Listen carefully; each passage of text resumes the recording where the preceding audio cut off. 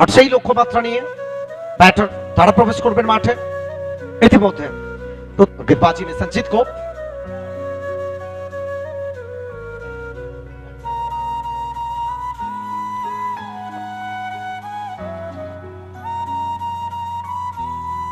तो कहीं ना कहीं अरिंदम को यहां दम दिखाना पड़ेगा, वो सूझबूझ के साथ। तो पहला गेंद डॉट, दूसरा डॉट, लगातार तीसरा ये भी डॉट। शुरू থেকে প্রথম তিনটে বল ডট। এখান থেকে সোজা ব্যাট, আবারও একবার ডট। সঞ্জিত গোপ দুর্গাপুর থেকে আসা খেলোয়াড়, দ্য ম্যান ফ্রম সারপি দুর্গাপুর। এখান থেকে স্লগ সুইপের চেষ্টা, ব্যাক টু ব্যাক পাঁচটা ডট বল।